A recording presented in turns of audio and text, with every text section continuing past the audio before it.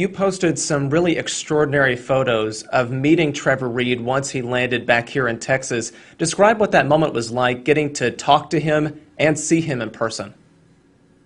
Well, it was an incredible moment and just a joyful reunion for his family, for Trevor to touch down after 985 days and be on American soil. A lot of work has gone into this. This has been a bipartisan effort. I've been leading it from day one.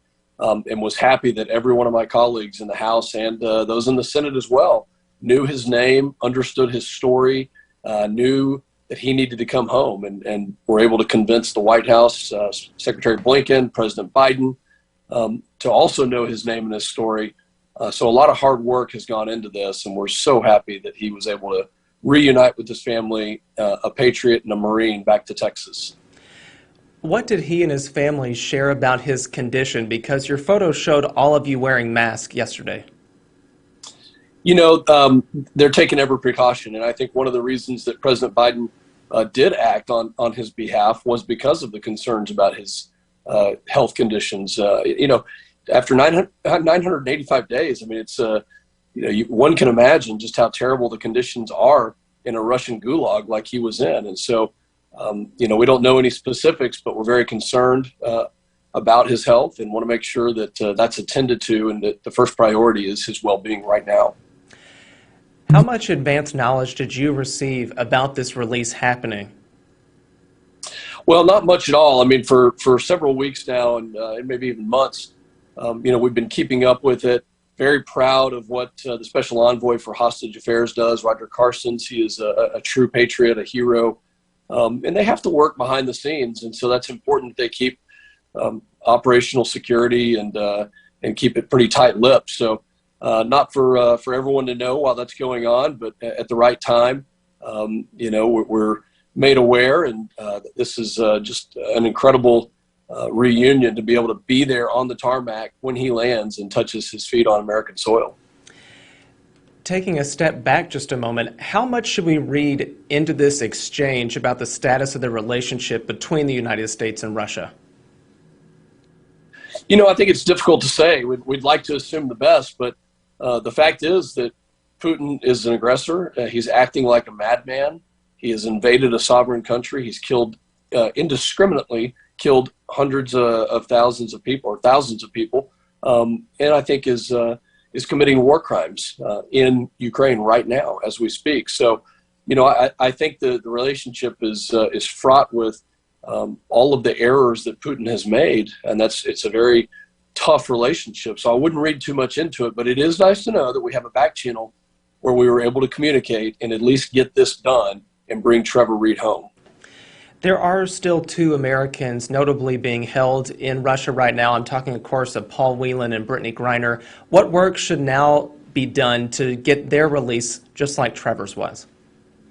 Well, we hope that this will build momentum, and I'm proud to say that this is an example of putting politics over patriotism. It's something that I believe we should be doing more often. As a Republican, a conservative Republican, I praise the president for his actions here. Of course, I've been very critical on many other areas, and I will continue to do so. But today, the celebration should happen as a country that we were able to do this, and we should look forward to Paul Whelan and Brittany Griner and many others who are behind bars or unlawfully incarcerated in other countries to get them home. We should leave no American abroad. We should do everything possible. This is uniquely American to get them back to American soil. And that's really what our country and our flag stands for. Do you believe, as Congressman McCall does, that Brittany Griner and Paul Whelan are being unjustly detained? Well, I certainly do. And I think there's many others that fall into that category. And that's the hard thing, is that most Americans don't know their faces and their names and their stories. And I have to give a lot of credit to my staff in the 11th Congressional District, because we've worked very hard to personalize this story about who Trevor Reed is. He's a Marine. He was a Boy Scout. He's the son of Paula and Joey. And we've been able to get that story out there and really tell the American public and my colleagues in Congress who he is. I think that made a difference. And I would ask those that are advocating for others who are unjustly held to do the same thing, because it makes a difference. Just to circle back to whenever you got to meet Trevor again here in Texas, what was the first thing that you told him? I actually told him, I said, being an Air Force veteran and you being a Marine, I look forward to you giving me a hard time about being in the Air Force. And he laughed about that. And he just very graciously said, thank you for the work. And I said, listen, your parents have done the hard work. They've been tireless in their efforts. And so it was a great exchange. It was very quick. And this wasn't about me. This was about his family, being able to reunify with him. Truly extraordinary week. All right, Congressman Pfluger, thank you so much for talking to me. We appreciate it, and we will talk again soon, I'd imagine. Thank you so much. All right.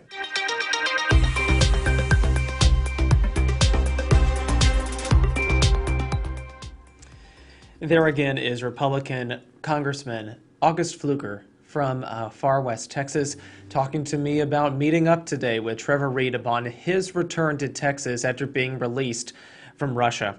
We also wanted to let you know, as we take a live look in downtown Austin, that I had a chance to also speak with Republican Senator John Cornyn.